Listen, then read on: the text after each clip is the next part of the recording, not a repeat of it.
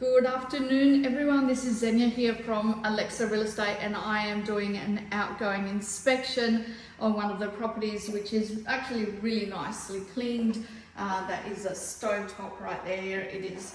I don't have an issue with the cleaning, we don't need to do any more cleaning for this property. Even the windows are really nicely cleaned. The tenants have been fantastic throughout the tenancy, but I do have an issue with this.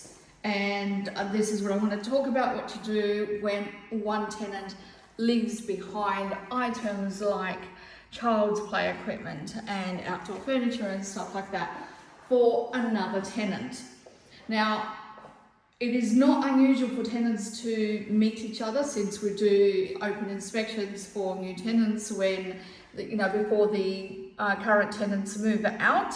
So they meet each other, they talk, and if they have kids, then one tenant says to the other one, what can I leave behind? It is also not unusual for tenants to know each other or recommend other people to go into a property, but whatever the case, so one tenant has accepted that they want this equipment and another tenant has left them behind. It's not only that, they have also left behind these child locks. I hate child locks on properties. So they've left these behind because one family has children and the other family had children as well, which is all fair enough, and it's really nice, and it's really nice to give people things. However, they have been left in a property at a routine inspections, which means that it is now captured in our ingoing inspection photos, So what happens there?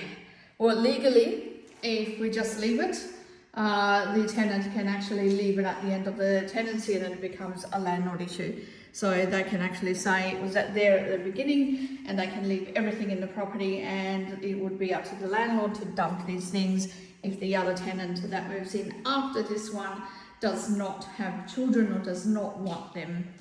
It also becomes a bit of a liability if they break or whatever.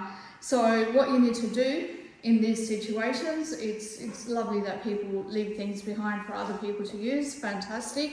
We do not want this to become a landlord issue or a landlord expense. So what needs to happen is an addendum to the lease agreement stating that the ingoing tenant accepts full responsibility, that they actually acknowledge that the property is not rented with a cubby house and outdoor furniture or whatever it is that they left behind. It is actually a vacant property, and these items are left there for them to use and to dispose of at the end of their lease in full, which means that they actually pay to get them removed, and at the end of their lease we don't want to see these things here again. So nice for them to use, but it's up to them to dispose it. If they do not agree to those terms, then it becomes an expense to the outgoing tenant to remove these items, and especially these things on the cupboards. They need to be removed and the cupboard made good by the outgoing tenant if the ingoing tenant that is moving into the property does not want to take responsibility for them being there, and that does not agree that they will remove them at the end of their lease. So as property managers, what we do is we always act for the landlord. Obviously, we advocate for the landlords and we protect the landlords from any legal situations to do with tenants. So we have had situations before where somebody moves in the middle of a lease actually while somebody else is still living there.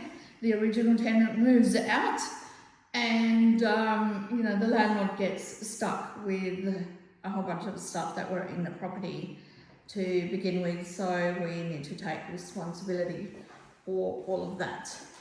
So that is all I have for you today. If anyone has any questions on anything tenancy related, give me a call 0412 437 582 or email me Xenia, Xenia, at alexarealestate.com.au. That's ALEXA realestate.com.au. All right, over and out. Thank you.